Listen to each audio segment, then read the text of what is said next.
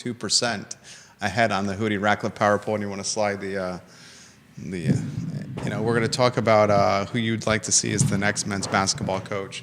The athletic director, Carla Williams' letter to donors yesterday.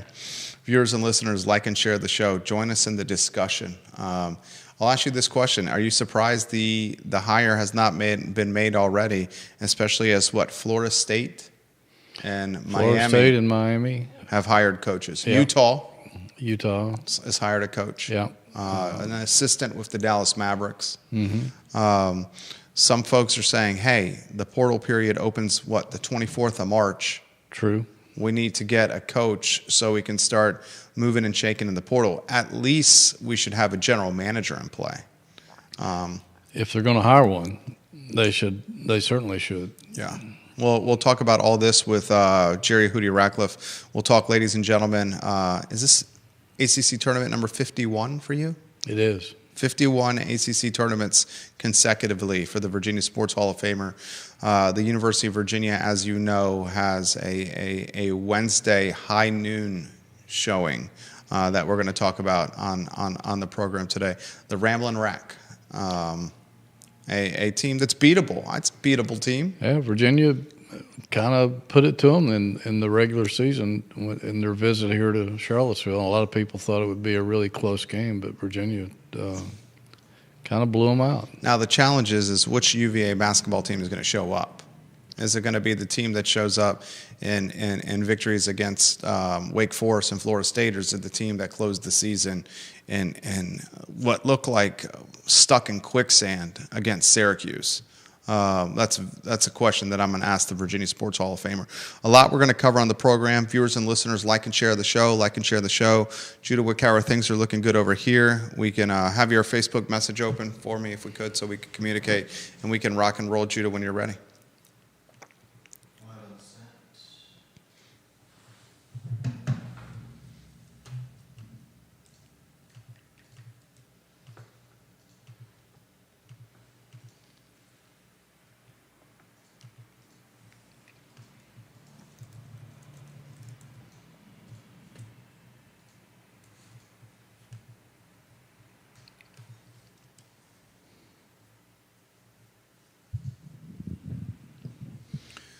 Good Tuesday morning, guys. My name is Jerry Miller, and thank you kindly for joining us on the Jerry and Jerry Show. It's a pleasure to connect with you guys through the I Love CVille network on a show that spotlights the Virginia Sports Hall of Famer, Jerry Hootie Ratcliffe. He's got a power poll on his Twitter account right now that asks the question, who should be the next Virginia men's basketball coach? And his Twitter account is always popular with more than 22,000 followers on Hootie Ratcliffe's account. If you're not following the account, you should. You'd be joined by the likes of Phony Bennett and Chris Long and other luminaries around the Virginia Athletic Department, the Atlantic Coast Conference landscape, and college and professional athletics in totality. As of right now, nearly 500 votes in this power poll. And it went up. Man, he's a night owl. It went up. It went up in the wee hours of the. When did you publish this, Hootie Ratcliffe? I think it was somewhere after 2 o'clock. I was going to say, this is somewhere 7 hours ago. It says the timestamp on here. He published this at 2:40 in the morning. Yeah. 2:40 in the morning for my friend. Night owl is the proper terminology. 2:40 in the morning for the night owl over here. And already it's out. There's another vote. It's got nearly 500 people participating in his power poll. We'll talk about it. Judah Wickower is the director and producer of the show. Why don't you go to the studio camera? And first, let's highlight the hoodie. Judah, can we get the hoodie that he's wearing on screen? I love it. Does he need to stand up for this? Yeah, this is a hoodie from the national championship in 2019 from Minneapolis. I love that hoodie. That's cool. It's cool. I grabbed that on the way out of town before the 24 inches of snow hit in Minneapolis that day. But yeah, I wore this as a reminder to Virginia fans that it's been 6 years now since Virginia's won an NCAA tournament game. So I think that sheds a lot of light on what needs to happen in terms of hiring the next basketball coach, because that's a pretty long drought. That's an extremely long drought. Renee Pettiford says, "Happy March to Jerry and Jerry." Same to you, Renee. It's a very long drought, and it's especially a long drought for a fan base that had got accustomed to having a lot of postseason success. Now, some of that success in the ACC, of course, ACC tournament, some success, of course, in March Madness, most notably with a national championship in 2019, the hoodie he's wearing there from Minneapolis. She says, fantastic sweatshirt. In fact, it's all over the feed. People giving props to the distinguished Jerry Ratcliffe on that hoodie. It's my only souvenir from Minneapolis, except for the and the pin. For the pin, they give us a pin at every Final Four. So those are the only two souvenirs I brought back. I think my son brought back a lot more. He brought back confetti and from the floor and all kinds of other stuff. But this was my sole memorabilia. I love it. I love it. Judah, get us up on LinkedIn when you can, if you could, please. The $87 million question, what's going on with the coaching search? How about an open-ended question as we scatter shoot with Jerry Ratcliffe? Well, it appears that the field is somewhat set, and at least from what we've been able to decipher from various sources who have some familiarity with what's going on. And it appears that Ryan Odom from VCU has leapfrogged into the lead as the top candidate. I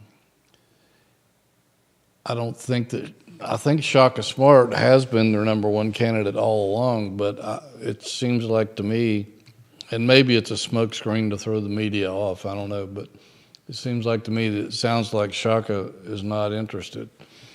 I was told by a source that he is focused on his team right now. So that's kind of a nice way of saying thanks, but no thanks. Assuming that, again, that it's not a smokescreen. But Ryan Odom seems to be the number one guy. I don't know that Shaka has been totally eliminated. Certainly Ron Sanchez is a candidate. T.J. Otzelberger from Iowa State, who I think is a tremendous coach, is also still on the list. He's going to be a hard get if that's who they're going after, because he's signed through 2030, I think, and has a pretty high buyout, not as much as we originally thought, but pretty high. He's very loyal to Iowa State, so it might be hard to pluck him out of there. Ben McCollum has jumped on the radar. Former Division II coach at an obscure school in, I think, Missouri, is now the head coach at Drake. McCollum won 2 national championships, Division II national championships. He brought some Division II players with him to Drake, and I think they've already made the NCAA tournament, from what I gather. And so, and then there's Bob Ritchie at Furman, who Virginia fans will remember not so fondly of after ruining their tournament dreams in 2023, I believe. That appears to be the final list. It's a pretty solid list. I mean, Ryan Odom has done a really good job. He's won everywhere he's been. He's 50 years old. He's got VCU atop the Atlantic 10, which is a pretty good basketball league. Otzelberger obviously has worked wonders at Iowa State. He took over a program that was pretty much bankrupt and built them into an NCAA tournament team, and they've been ranked all season long. He's got a remarkable record out there. He's a good developer of talent.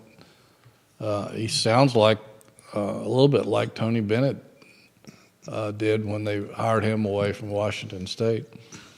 The problem with McCollum is, and I wrote this, that, he might be the next John Wooden, but if you're Virginia, can you take that risk? Right. What Can if- Carla Williams take that risk? Yeah, because she can't get this wrong. You just can't. And so I think it's a pretty solid list. It's interesting to see what Virginia fans think about the field and who they'd like to see. Renee, what do you think? James Watson, what do you think? Vanessa Parkhill, what do you think? Who should be the next head coach of the University of Virginia men's basketball team? Stephanie Wells Rhodes, your thoughts on this topic. Viewers and listeners, let us know who you think should be the next men's basketball coach at the University of Virginia. Let's talk Ryan Odom. Roger Voisinay, your thoughts. Bill McChesney, your thoughts. Ryan Odom seems to be, to me, seems to be a choice that hedges risk. He is a proven winner. He's winning at VCU. He's won, as you said, everywhere he's gone. He appeals to the fan base, was a ball boy for the Virginia men's basketball team, as his father, Dave, was an assistant coach at the University of Virginia. He's 50, so he's got runway here. He can spend 10 plus years here at UVA. He plays a style of basketball that is different from Coach Bennett's. You can get up and run. You can play some defense, get up and go. It would be a change of direction from style of play and the pack line and working a shot clock and slowing the ball down.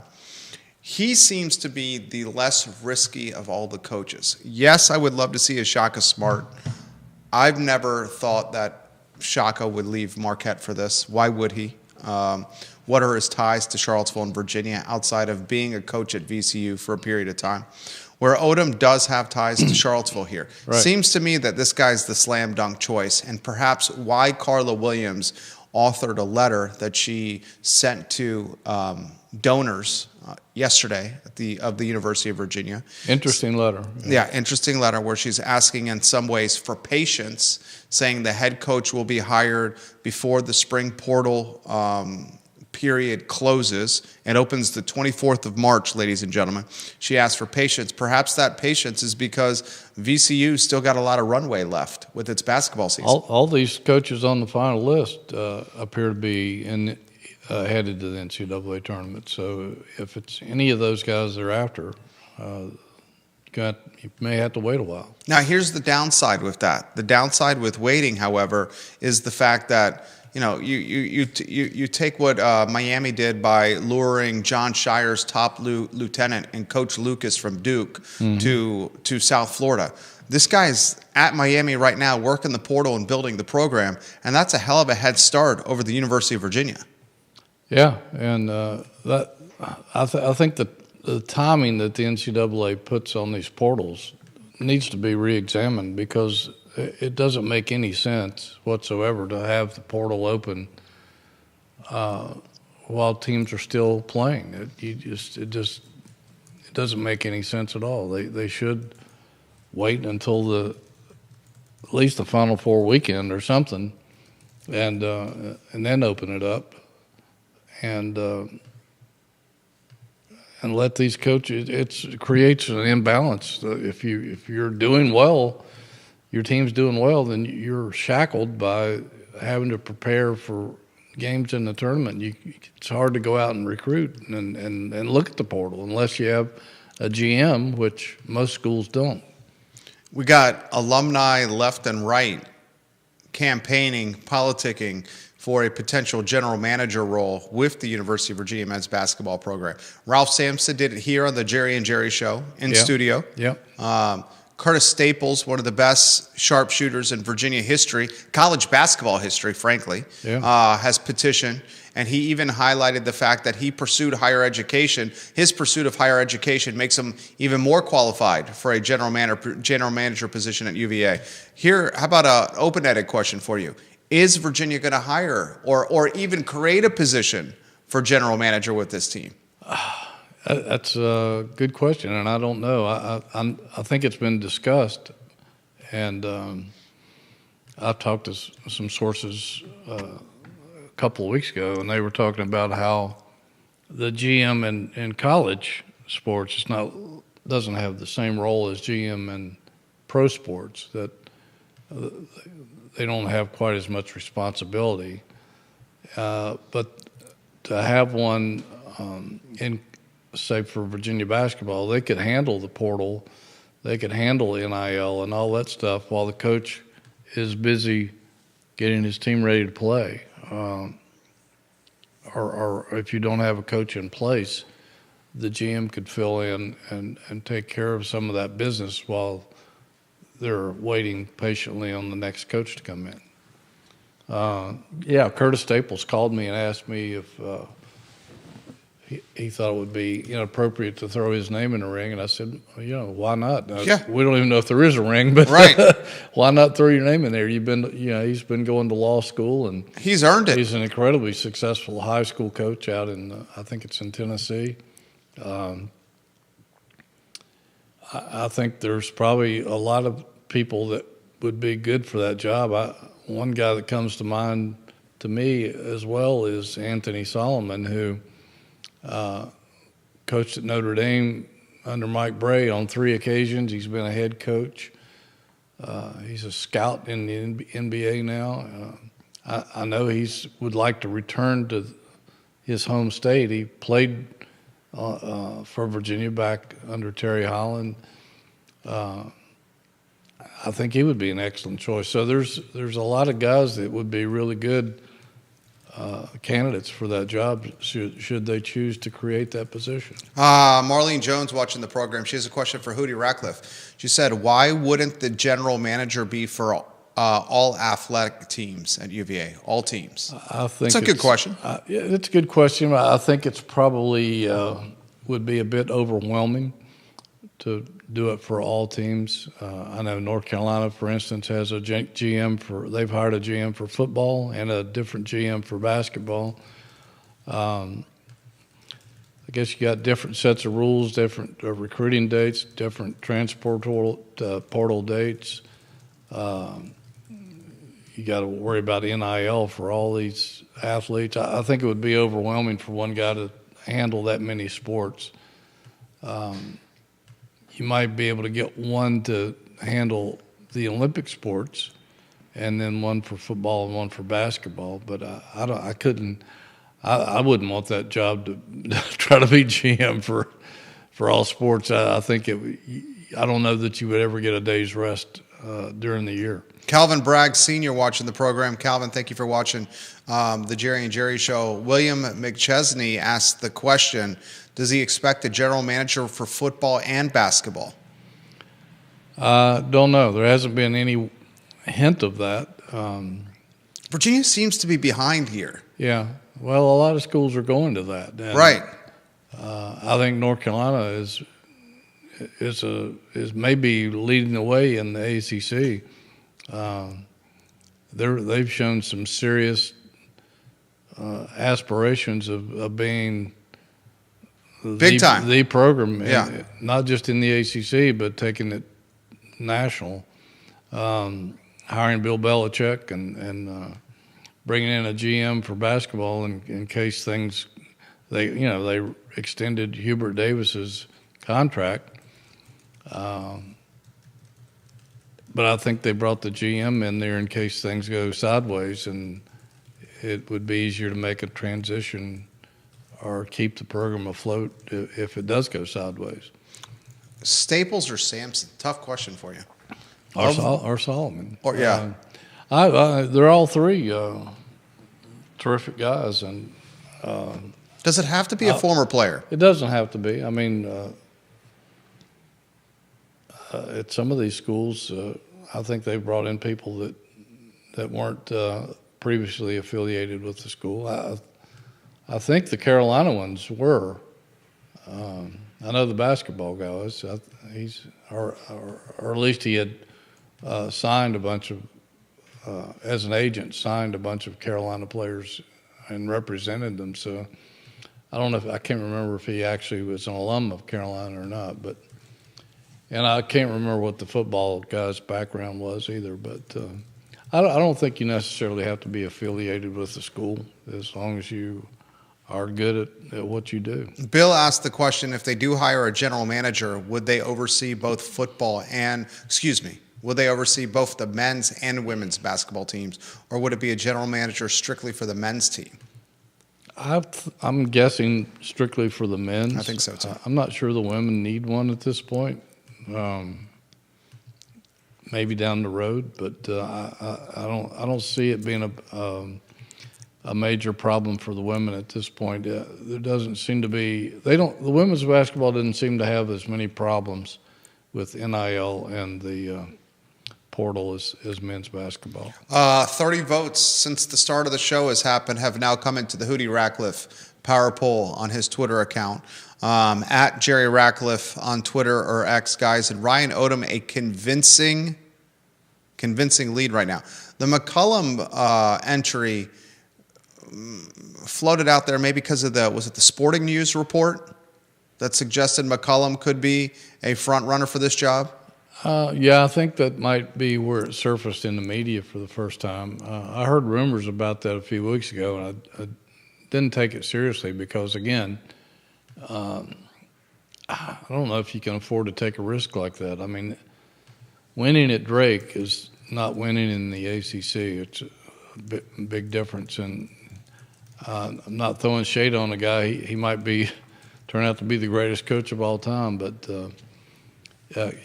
if you're Virginia, can you take that risk? I just can't see that happening. Viewers and listeners, let us know your thoughts here. We'll put them in the feed. We'll relay them live on air. I'm curious what the viewers and listeners think would be the right head coach for this men's team. Does Ron Sanchez have a chance at this job, or is that ship passed?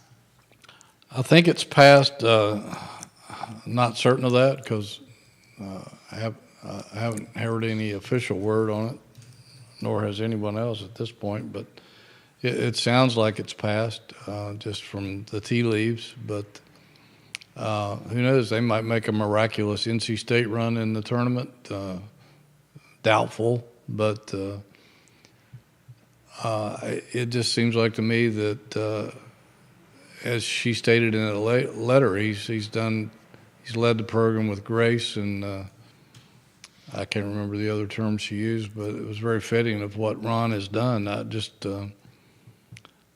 have a feeling that they want to go in a different direction. Who's making the hire? Is this a Carla Williams call? It's will be her final call. I think she'll take a strong recommendation from the committee, who I believe Wally Walker, who's been on our show, is probably the spearhead of that.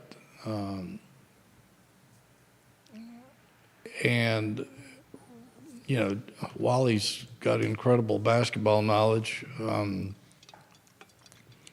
He was president and GM of the Seattle Supersonics, and I think he also was the GM of the women's team out there, WNBA team they had. He has a business degree, I think, from Cal or Stanford, I believe, and was a successful businessman after basketball. Incredibly smart guy, and keeps a watchful eye on basketball, pro and college. I think he had some influence in getting Tony Bennett here. I wouldn't be surprised if Carla Williams didn't say, Wally, go out and find me another Tony Bennett, if there is one. But that would not shock me if that happened. So I think she'll take a strong recommendation from Wally and the committee, but it'll be her final call. And a final call with a lot of pressure for Ms. Carla Williams. I know she's been extended here, but some of the hires so far have not gone, let's just say they're to be determined. Yeah, to be determined. Most notably, the head football coach. Yeah, and this is a big season for Tony Elliott. So, would you say this is a make or break season for the coach? Probably so. I mean, it's his fourth year. They've gotten a little better each season, I think, and the schedule's less challenging this year. Although I still don't like the Washington State game, and I still don't like the NC State non-conference game. I think they could have scheduled 2 wins there. Walk us through the NC State non-conference game. I think it's convenience.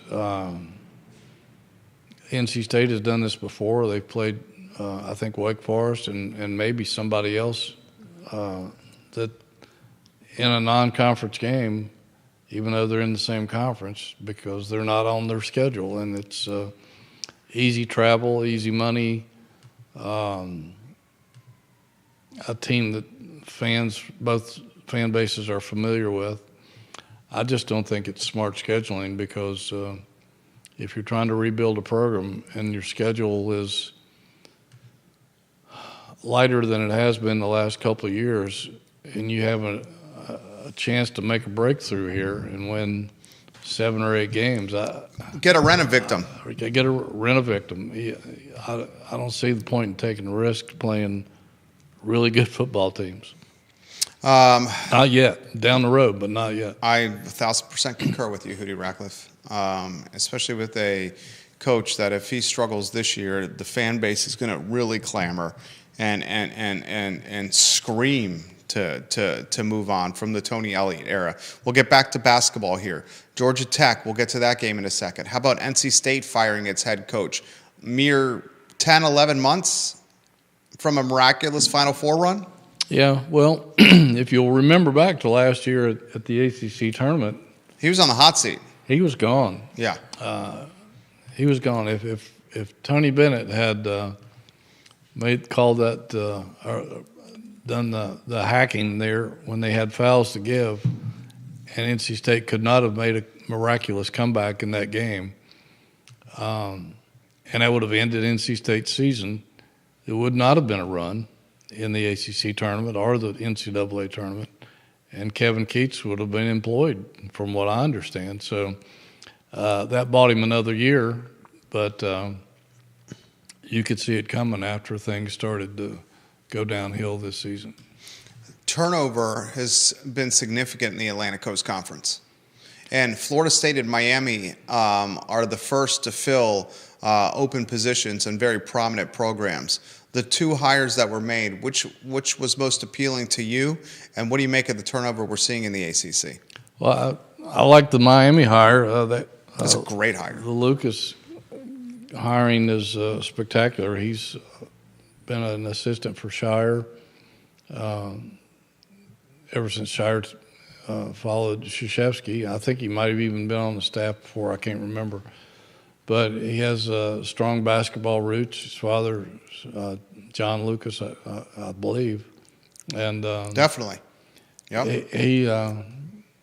He's a really good recruiter. He's been in a national competitive program. There's no negatives as far as I can see, and it takes a special guy to be able to win at Miami. Now that the rules are out the window, I think, if you have a good NIL program, you might be able to attract some really good talent in there. I mean, who doesn't like Miami? I mean, the weather and social life is pretty strong, especially for a 18 to 20-year-old guy. Absolutely.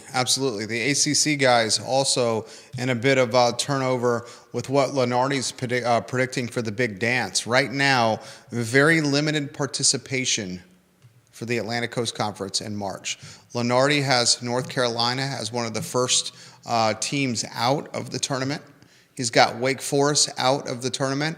And at this point of the season, now we have the ACC tournament to play, but at this point of the season, only 3 are predicted to dance in March: Duke, Louisville, and Clemson. When's the last time you've seen 3 ACC teams in the big dance? I don't know that that's ever happened that I can recall. I'd have to go back and look. I know there's been a few years where they didn't get as many as they thought they should get in, but they used to get 6, 7, 8. Well, I don't know if they ever got 8. I think they did once, but they used to get 5, 6, 7 pretty regularly. And of course, the conference is down. It's not what it used to be.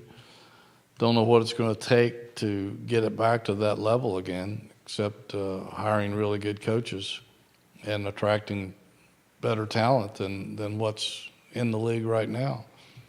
This question comes from Richmond. If you had to pick right now, who is the next head coach at UVA? Hootie. Well, everybody's leaning toward Ryan Odom, and I would not be opposed to that. I know Ryan a little bit. I remember him from when Dave was here. I had an incredible relationship with his father, one of the best guys ever that I've ever met. And I understand Ryan's just like him. I talked to him, interviewed him the day before his UMBC team beat Virginia in that memorable 16-1 upset. And he was talking about his days in Charlottesville and so many memories of U-Haul and being a ball boy in those teams and growing up here. And then I saw him at Terry Holland's memorial over at JPJ a couple of springs ago. And he was, he was just remembering all his great times here and Coach Holland and the association between his dad and Terry, who the fans used to call him Andy and Barney from the Andy Griffith Show because he had the big, tall Southern gentleman and Dave was on the short side like Barney, so a lot of people called him Andy and Barney. But he's won everywhere he's been. He's done a great job at VCU. I think they mopped up the floor with Virginia in a preseason scrimmage this year. He plays a pretty exciting brand of basketball. Absolutely.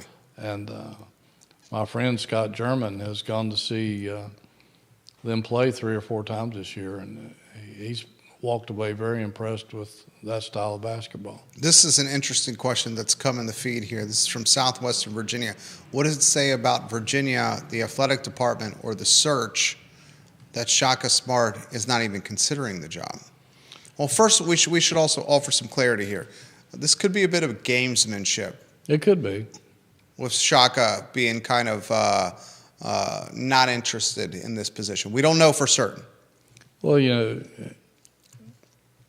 if you're a coach and your administration finds out you're looking for another job, there's some heat on you. And it could be a smokescreen from either side. It could be from Virginia saying, oh, well, we're looking elsewhere, or him sending a signal to his people, hey, I'm not interested. I'm coaching this team to the end. Or he could be not interested. He's got a pretty secure position there at Marquette. He's got a nice contract. I think he's signed through the 29-30 season as well. He's making over $3 million a year, I believe. They play in a larger arena than UVA. I was thrown off by that when I Googled it, and they said they played in Al McGuire Arena, which is less than 5,000, but they actually play in another arena. I don't know if it's the Timberwolves Arena. I guess it is. And it seats 17,000. So he's in a good conference, and he has a good program. So I don't know that says anything about Virginia that they can't get him if he's in a good situation and he doesn't want to come. It's just I'm sure he can recruit guys at Marquette that he probably couldn't recruit at Virginia. Absolutely, 100%. Renee asked this question. It's come on the feed from some other folks as well. Dan Hurley was on 60 Minutes this over the weekend. And on 60 Minutes, Dan Hurley touched on a number of topics. Of course, he's the 2-time national championship head coach, the reigning national champion. Terrific is coach. UConn. Fantastic family, fantastic basketball family. Basketball's in his blood. He said half his current roster is thinking transfer portal, and a handful of guys on his current roster have already been discussing or rendezvousing with other programs and teams to talk about their NIL position. This is the premier program in college basketball right now, and the head coach acknowledges to the top interview talk show, of the last couple generations, that half his roster is considering leaving UConn. Yeah, well, that may be the case at every roster in America. I mean, look what happened at Duke last year. I think they had almost the entire program transferred out, except for the few guys. It's happened here the last couple of years. I mean, there's over 1,000 guys in the transfer portal every year, I think. So,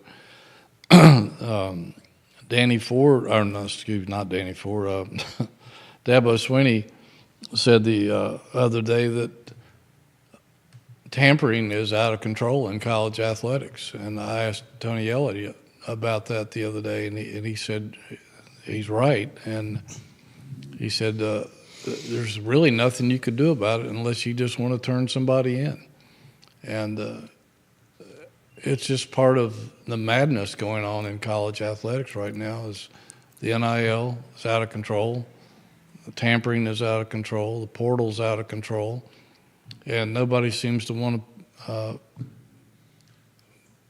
put a lasso around it and try to get it on an even, fair basis for everybody. I think they're heading toward a disaster down the road if they don't do something about it. Most likely to enter the portal in the Virginia men's basketball roster. Wow. Maybe Day because he has shown so the last 10 games he's scored in double figures, shot over 50%, and done everything that we expected him to do when he got here. I think he'll be a guy that a lot of people will come after. And, with the coaching situation up in the air, who knows?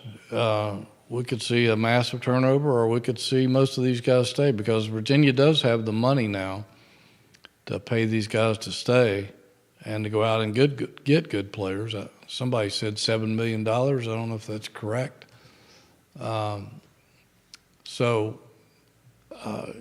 Who knows? A lot of it may depend on who they bring in here as the next coach. But will they bring him in before it's too late?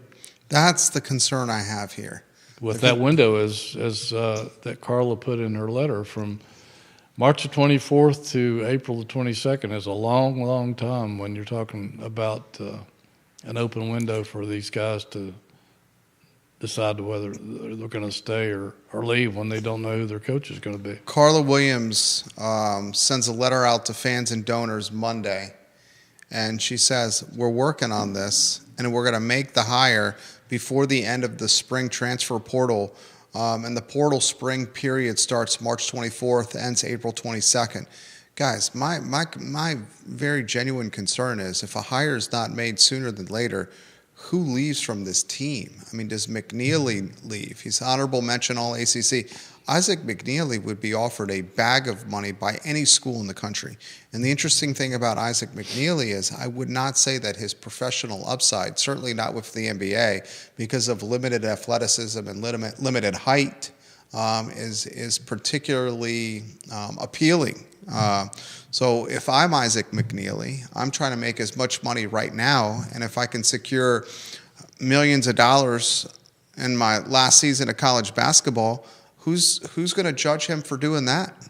Oh, you couldn't blame him or anybody if somebody's dangling that kind of money in front of you. And I mean, McNeely's future's what? European basketball, most likely. Probably. If he pursues that route. Yeah. And that's not an easy life. He could take his chances on the G League and see if he could find a roster spot. A lot of it's trying to find a club that you could fit in. It's a tough call these days, and maybe Virginia would be willing to pay him a lot of money to stay too. So you got to consider that. But certainly he could demand a big payday if he wanted to. I think he's a really, really loyal kid. I think he likes it here. But who knows? Somebody's dangling millions of dollars in front of you. It's hard to say no. Exactly. I did notice that his entire family and his high school coach were at the last home game against Clemson. So maybe I don't know if that was a sign or not. Yeah, I saw the same. I found it curious. Very interesting times here. What'd you make of the honorable mention, all recognition for McNeely? No other player on any of the 4 All ACC teams, although Andrew Rohde did receive some votes for most improved. McNeely, honorable mention, basically 4th team all conference. Yeah, it's all conference is not what it used to be. I mean, you got 18 schools fighting for 15 spots, essentially, on the first 3 teams. It's hard. I mean, I don't know. The voting has changed as well. It's not like the entire media base that used to vote on these teams are doing it now. They just pick certain people to vote on it. So the process has changed and the league has changed. So I don't know if you can read too much into it, but I think Virginia's record probably didn't help him any, even though he was fantastic in the league. To me, he's better than that, but I'm one of many people. I thought he was better than honorable mention as well. I mean, basically, he's pegged by the media to be somewhere between 15 and 20, and actually 16 and 20 in ACC player rankings. And it seems to me more valuable than that. But to Hootie's point, the record did not justify a higher position, perhaps. Comments coming in quickly. This one, what happened against Syracuse? They just got manhandled. I've heard a lot of reasons. That, of course, it was senior night at Syracuse. And Syracuse was the doormat of the league. Yeah, and in their last 3 games, I think coming in, they had blown double-digit leads and lost. Syracuse's big man looked like Elton Brand. Syracuse's big man looked. He's a big dude. He's what, 6'10", 270, something like that, and he could not be stopped. No, he couldn't, and that's been an ongoing problem for Virginia. They can't stop big men in the paint, which is. I would like to have seen how Tony Bennett would have attacked that, because Tony Bennett and his dad, one of their premises of the pack line was never let a good big man beat you. And rarely did that happen during Tony Bennett's era, because they would deny they'd build a wall around that guy essentially and not let him get the ball. And if he did get it, they would double team him to where he couldn't be effective. But that's not happening with this team, and they've paid the price. They've been killed in the post all season long. Yeah. Going back to those early games against Tennessee and Florida, and but so it's just something that they've got to live with. I've heard excuses that the Dome is a tough place to shoot in. Well, yeah, maybe so, but it didn't stop Virginia from winning 6 out of 8 games there before, and finding ways to win. So I just think they weren't that motivated when they took the court, got hammered by an inspired team in the first half, and dug themselves in a hole they couldn't get out of. James Watson, how many more wins, Hootie, would UVA have had with Coach Tony Bennett on the sidelines? I think they would have won a lot of the close games that they lost, because I thought Tony was as good as I've ever seen at making halftime adjustments. And I had a friend say to me, after the Clemson game.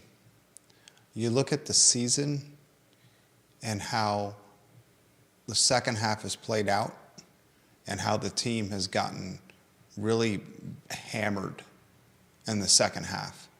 And that's a point to adjustments or game planning or readjustments in the locker room or lack thereof. Yeah. And it's been a lot. Yeah. Tony was a master of motivating teams, pregame, halftime, during the game. I think he made great adjustments during timeouts. I think he made incredible adjustments at halftime. I don't know how many times during the Tony Bennett era did we see them trail at the half and some guy was killing them at the first half. Hardly ever heard from that guy the second half, and Virginia would go on and win, sometimes with a cavalanche and sometimes eking it out, but they always seemed to find a way to win. And I think they would have won most or all of the close games that they lost had he been. It says something around. right there, ladies and gentlemen. Georgia Tech. And they'd be in the NCAA tournament probably. You think so? Probably so. Wow. Georgia Tech Wednesday at high noon. Where do you want to start with that one? Well, again, it's like you mentioned earlier. It's which Virginia team shows up. Is it going to be the good Virginia that shoots well, takes care of the basketball, gets strong contributions from 3 or 4 guys, or is it going to be the bad Virginia that can't rebound, turns it over, can't shoot, can't stop anybody in the paint? We don't know. I mean, the good Virginia showed up at home to beat Georgia Tech, and I have to think back. I can't remember if Georgia Tech was favored in that game or not. I kind of think that they might have been. But Virginia kind of manhandled them in that game, and it really wasn't as close a game as people thought it would be. Virginia played well. And I asked Ron Sanchez yesterday, how much cat and mouse there's going to be is, certainly Damon Stoudemire is going to look and see what his team didn't do well against Virginia and what Virginia did well and try to take that away from him. And I asked Ron if he was going to change much, and he said, no, not at this time of year. You don't really change who you are. You just, and to a degree, yeah, I agree with that. But I think you got to throw Georgia Tech a couple of curveballs just in case they're have worked to shut down what you did well against them the first time around. This question's come into play, and it's a good one. One thing you guys haven't talked about is the coaching change will yield an exodus of Virginia alumni and Virginia players from the staff as well. Well, I assume that it would. It depends on the coach. A lot of coaches come in and they will want to keep 1 or 2 staff members just to keep a Virginia connection and to help them navigate the way Virginia does things, what you can do and what you can't do with the Virginia basketball program. Some coaches will come in and want to bring in their old staff and not keep anyone. So it largely depends on who the coach is and what his philosophy is.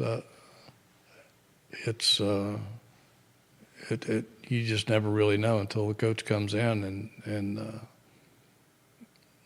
makes that decision on his own. I think Ryan Odom would be more inclined to keep at least somebody from the current staff than maybe some of these other candidates would be. You feel for a guy like Kyle Guy who retires from professional basketball, albeit European basketball, chooses to come to Charlottesville and learn from a Hall of Famer in Tony Bennett. Yeah. Then Coach Bennett, in the bottom of the 9th inning, retires right before the season starts, and Kyle Guy is essentially what? On a coaching staff that's a stopgap that is in a position of, I don't know, any staff, very few staffs, very few head coaches that could have won in this scenario. Yeah. And then Kyle Guy is with kids, on a wife, and an uncertain future, still in his playing prime. I mean, he's still in his playing prime here. Yeah. Could still be making money in Europe playing basketball if he wanted to. Is now left in a position of, what do I do with my professional life? Yeah, that's a decision he may have to make, and he did. I think he's earning his degree at Virginia while he's here, but He is. that's what I understand. And I know he's taking classes, so I'm assuming he's getting his degree. But he could always go back and play. He practices with the team every day, and so I'm sure his game is pretty darn sharp. They say some of the battles between him and McNeely are legendary in practice. I'd love to see that, but Well, I would hope that Guy is getting, hope maybe not be the right word. Kyle Guy, Kyle Guy's got to be what, 28, 29? well, let's see. He was a junior when he left UVA in 2019. He's 27 years old right now. Yeah, so yeah, that sounds right. So 27-year-old should be getting the best of Isaac McNeely Yeah, if he's got aspirations of maybe getting back into professional basketball. yeah. Well, I think he's lit him up a few times for sure. Yeah. I think he's taught McNeely a lot. I think he's helped Isaac a great deal. So I think Kyle Guy probably has some years left if he wants to go back and play somewhere. Yeah. I feel for all these guys. This comment's come in. We haven't had a Jack Salt or a Mamadi Diakite type to put in front of teams in a few years. This team may have had some missing parts in terms of hard-nosed defense under the basket. No question. Absolutely. Missing. They haven't had a rim protector. They do set good screens. I mean, Blake Buchanan. Blake Buchanan has shown some flashes, but for the most part has underachieved. Yeah, I think he just does not have the physicality. His best basketball is ahead of him, as it is with Anthony Robinson, I think, and Kofi, even though he's not really a center, but he's a big guy. Saunders. I think they'll be better next year wherever they are, here or somewhere else. And but they need to bring in, if they can, through the portal, a good rim protector, somebody physical. They've missed a lot of stuff. They don't have a lockdown defender like they had in Beekman or Kie Clark, Malcolm Brogdon. Yeah. Ryan Dunn. Ryan Dunn is the name I was struggling with. And Akil Mitchell. But they don't have that guy, particularly like Beekman or Dunn, that could play almost any position and shut down whoever's hot. I don't know how many times over the past few years we've seen that happen, where at halftime Tony Bennett will switch one of those guys onto whoever's hot in the game, and we won't hear from that player again. And they don't have anybody like that, and they need somebody like that, whether you play the pack line or not. This basketball team, guys, is in for a world of uncertainty, and the first step of resolving the uncertainty is figuring out who the head coach is. And Carla Williams has acknowledged or has promised that uncertainty will be the head coaching part or piece will be resolved by the end of the spring portal. So time will tell. I am concerned that we will see some exodus on this team. I'm concerned with Isaac McNeely. I'm concerned with Day-Day Ames, as Hootie Ratcliffe has pointed out. I think Kofi is going to be coveted. A lot of people on the West Coast will probably come after him. Yeah, Kofi's got obvious upside and is playing out of position. I think he's going to be coveted. So let's see what happens. Keys to victory against Georgia Tech. First key to me, Strikes seems to be trying to win that rebounding battle. Yeah, because Georgia Tech doesn't overwhelm you in rebounding either. So they should be able to hang with them on the boards, I believe. But I know I say this often, but I truly believe it, that Virginia has to score. They in the games where they have been beaten soundly and dug themselves into holes and haven't been competitive, they just couldn't score, couldn't shoot, couldn't score. You can't do that. I mean, the defense is what it is, and it's probably not going to be great. It hasn't been great. I don't see why it would be on Wednesday, but they've got to score and hope that they can keep the other team down a little bit, and that they can bother the other team enough to where they can outscore them. They just have to flat out score the basketball. Any chance Virginia makes a push like NC State did last year? Well, you got to run into Duke in the next round, so Yeah. I'd say I don't probably see not. that happening. Yeah. Have you ever seen a basketball team as good as Duke's in the ACC? Oh yeah, Some of those North Carolina teams, yeah. Vince Some Carter, of the Duke teams. Anton Jameson, yeah, Duke teams. There's some of the Maryland and Virginia teams. That Lonnie Some of the Baxter, Georgia Tech teams. that Lonnie Baxter, Chris Wilcox, Juan Dixon, Steve Blake, Gary Williams team had 5 pros on it. Yeah, and you can go back to some of Lefty's teams. Some of NC State's teams back in that era. Back in those days, everybody was loaded, and guys stayed around for 4 years, and you were facing a quality team almost every night. Duke has been rarely challenged in this league because the league is so down. Yeah. They got challenged some against North Carolina. Yeah. I'm not throwing shade on the Duke team. They're very good, but you put them in against some of the great teams in this league's history, and I don't think that they're quite as effective as they are because they're just very young. People will find a way to neutralize. Some of those great teams would find ways to neutralize Kneppel and Flagg and the other guard whose name escapes me at the moment. But this league doesn't play very good defense right now, and that used to be the staple of a lot of these great teams that they played some hard-nosed defense. If you haven't had a chance to watch Cooper Flagg, you're looking at the ACC Player of the Year, the ACC Defensive Player of the Year, Offensive Player of the Year, the ACC Rookie of the Year, and what a lot of people are saying is the first pick in the upcoming NBA draft. And the interesting thing is there's some scuttlebutt that Cooper Flagg may return to Duke for a second season, depending on which basketball team in the NBA secures the first pick. Yeah. So if he does there might not be some like, places he don't want to play. if he does not like who secures the first pick in the lottery, as the balls bounce a certain way or they don't go a certain way, some folks are saying Flagg's going to come back to Duke for a second year because Duke has that much money to offer him to come back. So we'll follow that. That's the show. What do you got in the hopper on JerryRatcliffe.com? Well, we're going to double down on the coaching search. Keep our poll up there for you guys who want to vote in it. Your poll is on fire right now. Spring football is underway. We'll be writing some about that. All the spring sports are off and running.